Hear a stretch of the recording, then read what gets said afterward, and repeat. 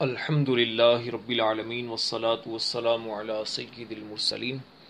معزز طلبہ کرام، آج آپ کے سامنے لائے نفی جنس کے بارے میں جو اہم باتیں ہیں وہ بیان کروں گا۔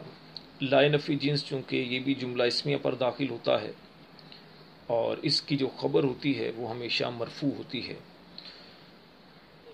جو لا کسی چیز کے تمام افراد سے حکم کی نفی کرے اسے لائے نفی جنس کہتے ہیں۔ جیسے لا سرور دائم، اس کا مطلب یہ ہے کہ کوئی خوشی ہمیشہ باقی رہنے والی نہیں ہے۔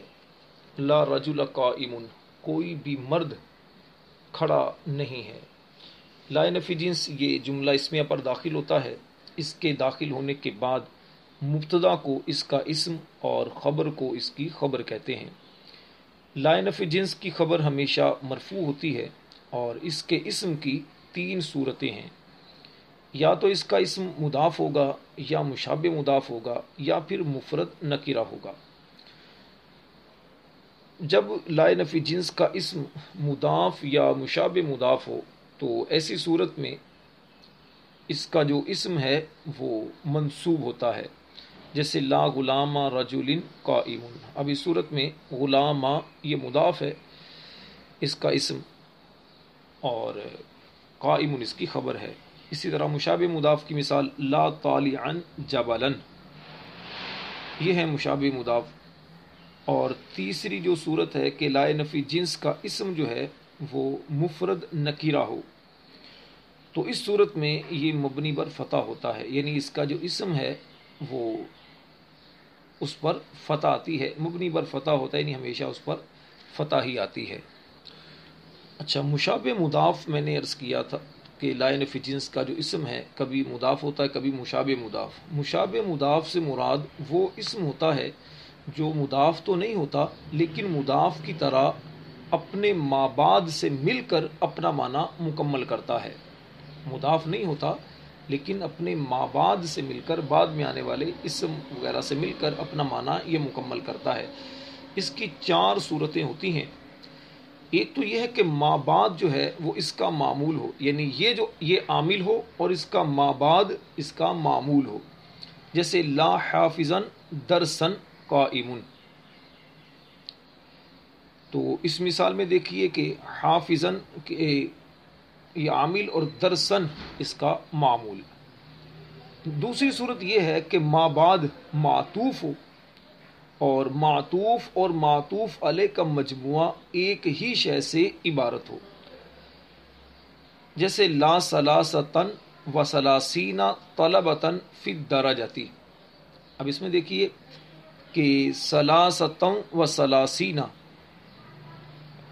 یہ جو ثلاثین ہے یہ ہے معطوف، اور ثلاثتن اور ثلاثین دونوں کو ملائیں اگر تو اس سے مراد ایک ہی چیز ہے، یعنی 33 طلبہ درجے میں۔ اسی طرح تیسری صورت یہ ہے کہ مابعد، اس کے مابعد لائے نفی جنس کا مابعد ایسی صفت ہو جو جملہ یا ظرف ہو۔ جیسے لا رجلا یعقل فی الدار، اب اس میں رجلا یہ اسم ہے اور یعقل فی الدار یہ پورا جملہ ہے۔ اور دوسری مثال دیکھیں لا شجرتن من اراکن فی البستان، تو اس میں دیکھیے شجرتن یہ لا کا اسم اور من اراکن فی البستان یہ جو ہے یہ ظرف ہے، یعنی جار مجرور وغیرہ مل کر۔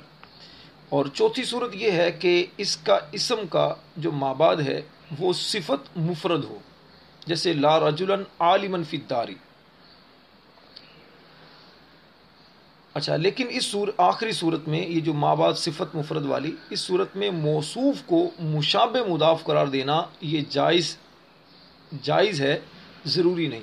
مشابہ مضاف قرار دینا یہ جائز ہے، ضروری نہیں ہے۔ باقی جو صورتیں ہیں اس میں یہ ضروری ہوتا ہے۔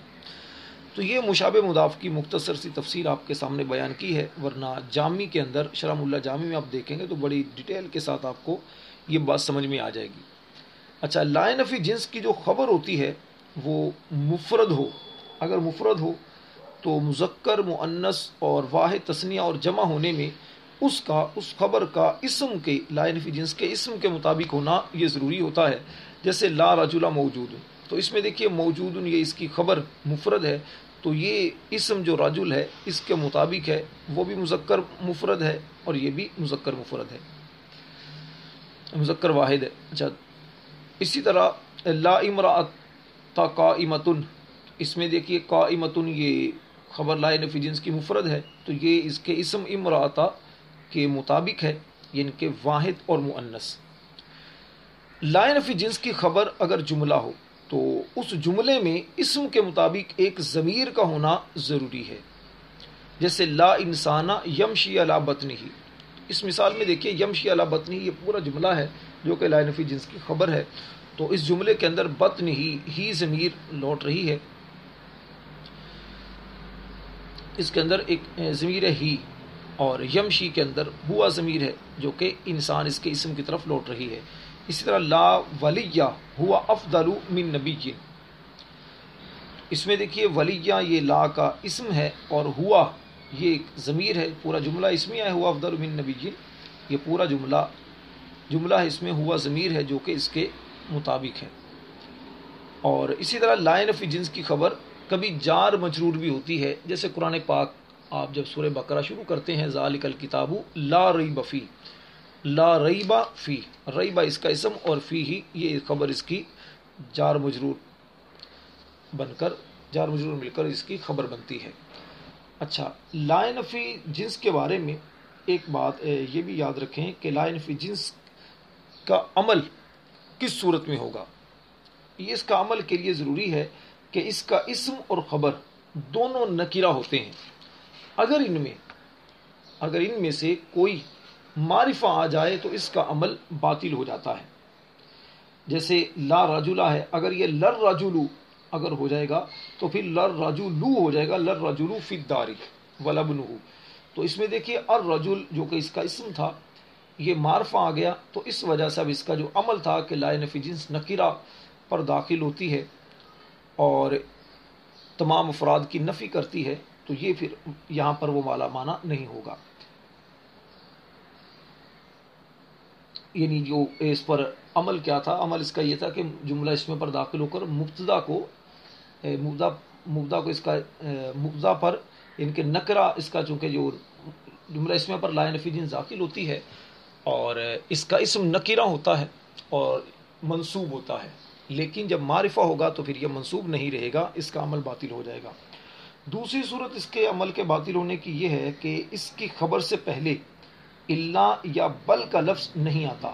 اگر اس کی خبر سے پہلے الا یا بل کا لفظ آ جائے تو اس کا عمل جو ہے لا نفی جنس کا وہ باطل ہو جاتا ہے.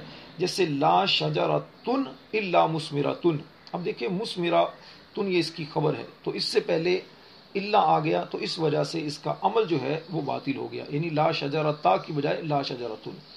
اچھا، تیسری صورت یہ ہے کہ اس کے یعنی لا نفی جنس کے اور اس کے اسم کے درمیان فاصلہ نہیں ہوتا. اگر ان دونوں کے درمیان فاصلہ آ جائے تو اس کا عمل باطل ہو جاتا ہے. جیسے لا فی الحدیقۃ صبیان ولا بنات، تو اب دیکھیے حدیقہ یہ اس کا اسم ہے لا کا، لیکن لا اور حدیقہ کے درمیان فی حرف جر کا فاصلہ آ گیا تو اس وجہ سے اس کا عمل جو ہے وہ باطل ہو گیا. اچھا، چوتھی صورت یہ ہے کہ لا نفی جنس سے پہلے حرف جر نہیں آتا. اگر حرف جر آ جائے تو اس کا عمل جو ہے وہ باطل ہو جاتا ہے. جیسے وضع الاساس فی الحجرۃ بلا ترتیب، تو اب حجرہ جو ہے فی الحجرۃ، حجرہ یہ ہے بلا ترتیب، لا ترتیب، یہاں پر لا ترتیب جو ہے ترتیب اس کا اسم اور اس سے پہلے با حرف جر آ گیا، تو با حرف جر آنے کی وجہ سے بلا ترتیب بن آ گیا، ترتیب آ نہیں.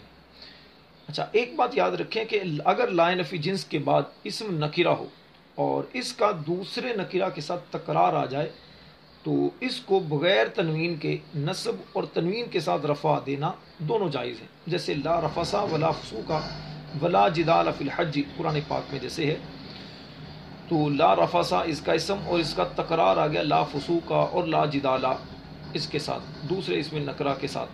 تو اب اس کو لا رفسن ولا فسوقن یہ پڑھنا بھی جائز ہے، یعنی بغیر تنوین کے نصب دینا یہ بھی جائز ہے، اور تنوین کے ساتھ رفع دینا یہ بھی جائز ہے۔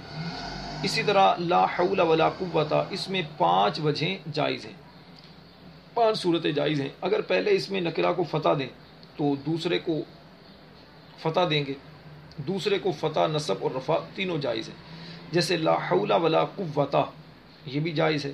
اسی طرح لا حول ولا قوتن یہ بھی جائز ہے، لا حول ولا قوتن یہ بھی جائز ہے۔ تو تینوں صورتیں یہ جائز ہے۔ اور اگر پہلے اسم کو رفع دیں گے تو دوسرے کو مفتوح اور مرفوع پڑھنا دونوں صورتیں جائز ہیں، جیسے لا حول ولا قوت اور لا حول ولا قوتن دونوں صورتیں یہ جائز ہیں۔ اسی طرح جب بھی لا کے بعد لفظ بدہ آ جائے تو وہ لا نفی جنس اور بدہ اس کا اسم ہوگا، جیسے لا بد للعالم من العلم، عالم کے لیے علم ضروری ہے۔ تو یہ بات یاد رکھیں، طلبہ لا بدہ میں پریشان ہوتے ہیں، کئی لا بدہ پڑھتے ہیں، تو ایسا نہیں، بدہ یہ بدہ ہی پڑھا جاتا ہے۔ لا بدہ یہ بدہ اس کا اسم ہوتا ہے لا نفی جنس کا، اور اس سے پہلے جو لا نظر آتی ہے آپ کو یہ لا نفی جنس ہوتی ہے، اور اس کے بعد اس کی خبر آتی ہے لا بدہ۔ اچھا، ایک قاعدہ یہ ہے کہ قرینہ موجود ہو تو لا کے اسم کو حذف کر دینا یہ جائز ہوتا ہے، جیسے لا علیکہ، اصل میں یہ لا بأس علیکہ ہے، تو لا بأس جو ہے یہ لا کا اسم ہے اور علیکہ اس کی خبر ہے۔ اسم کے حذف پر قرینہ یہ ہے کہ لا نفی جنس ہمیشہ اسم پر داخل ہوتا ہے، جبکہ لا علیکہ میں دیکھیے کہ لا یہاں پر حرف پر داخل ہو رہا ہے، تو اس سے پتہ چلا کہ لا کے بعد اسم جو ہے وہ اس کا محذوف ہے، اور علیکہ یہ اس کا اسم نہیں ہو سکتا۔ اچھا، ایک قاعدہ یہ ہے کہ لا نفی جنس کی جو خبر ہے اس کو اکثر حذف کر دیا جاتا ہے، کس صورت میں؟ جبکہ اس کی خبر موجود ہو، خبر کے بارے میں پتہ ہو، جیسے لا الہ الا اللہ۔ اب الہ یہ لا کا لا نفی، اس سے پہلے لا نفی جنس اور الہ یہ اس کا اسم، لا الہ اب کوئی معبود نہیں، کیا مطلب یہ کہ اس کے بعد اس کی خبر جو ہے وہ محذوف ہے، موجودن، اصل عبارت تھی لا الہ موجود الا اللہ، یعنی کوئی معبود موجود نہیں سوائے اللہ کے۔ تو یہاں پر معلوم ہے، پتہ ہے کہ اس کے بعد ان کے موجودن خبر وغیرہ محذوف ہے، تو اس وجہ سے اس کو حذف کر دیا جاتا ہے۔